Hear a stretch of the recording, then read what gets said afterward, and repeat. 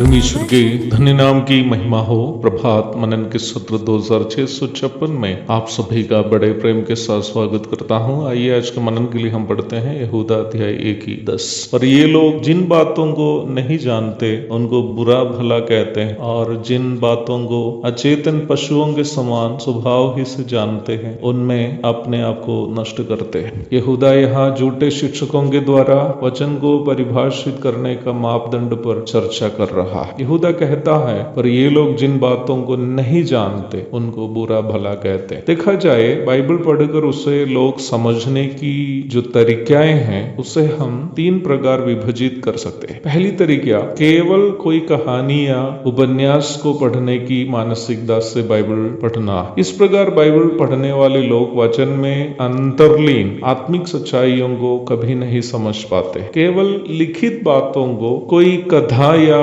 कहानी के रूप में ही ये लोग समझते हैं, इसलिए लिखित बातें उनके जीवन पर किसी प्रकार के आत्मिक प्रभाव नहीं डालती हैं। अथवा इस प्रकार बाइबल पढ़ने से किसी प्रकार के आत्मिक फायदा पढ़ने वालों को नहीं मिलती। बाइबल लोगों के द्वारा पढ़ने की दूसरी तरीका बौद्धिक परिप्रेक्ष्य में पढ़ना। Reading Bible from an intellectual perspective is the second way of reading Bible by many people. बौद्धिक तरीके से बाइबल पढ़ने वालों को बाइबल से बहुत बौद्धिक ज्ञान मिलता, अर्थात बहुत सारे बाहरी ज्ञान वचन से ये लोग प्राप्त करते हैं। और दुर्भाग्यपूर्ण बात यह है कि बाइबल से मिलने वाला बौद्धिक ज्ञान पढ़ने वालों में किसी प्रकार का आत्मिक परिवर्तन नहीं लाता है। उल्टा बौद्धिक ज्ञान बढ़ने से व्यक्ति केवल घमंडी हो जाता है। 1 कुरिन्थियों 8:1। उद्धार के अनुभव में आने के पूर्व भी प्रेरित पौलुस पुराने नियम में बहुत ज्ञानी था, परंतु निम्न ज्ञान उससे केवल घमंडी ही बनाया। बाइबल पढ़ने की तीसरी एवं सही तरीका पवित्र आत्मा की मदद से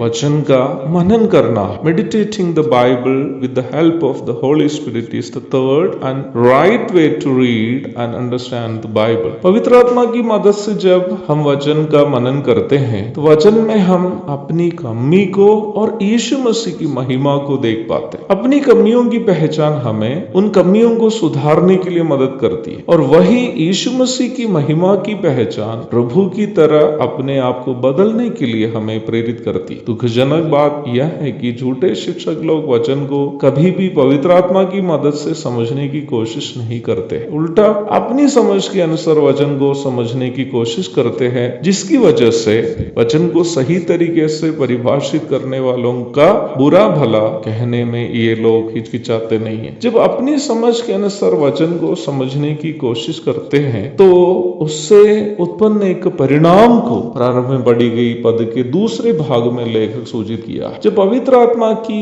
सहायता के बिना कोई वचन को समझने की कोशिश करता है तो फिर उसकी समझ केवल अपने स्वाभाविक समझदारी के अनुसार ही होगी, जैसे कोई पशु जानवर की समझदारी। हर एक जानवर की प्रतिक्रिया करने की अपनी अपनी तरीका होती है। किसी वस्तु के प्रति कुत्ते की प्रतिक्रिया और बिल्ली की प्रतिक्रिया एक जैसे नहीं होती है। गाय की प्रतिक्रिया और सांप की प्रतिक्रिया अलग अलग होती है। जानवर किसी भी परिस्थिति में उसके जो स्वाभाविक रीति है उसे छोड़कर अन्य तरीके से प्रतिक्रिया कभी नहीं करता है। सांप केवल ढसेगा, कुत्ते की तरह भौंकेगा नहीं। गाय कभी भी बिल्ली की तरह चूहे पर हमला नहीं करती है, ना ही बिल्ली कभी भी गाय की तरह घास खाती है। अपना स्वभाव कभी भी जानवर बदलता नहीं। पवित्र आत्मा की मदद के बिना अपनी बुद्धि क्षमता से वचन को समझने की कोशिश करने वालों की अवस्था अवस्था यहूदा के अनुसार इसी जानवरों के समान, इसी जानवरों की अवस्था। पाप से प्रदूषित शरीर में वास करने वाला मनुष्य जब पाप से प्रदूषित मानसिकता से वचन को समझने की कोशिश करता है तो वो कभी भी वचन में यीशु मसीह को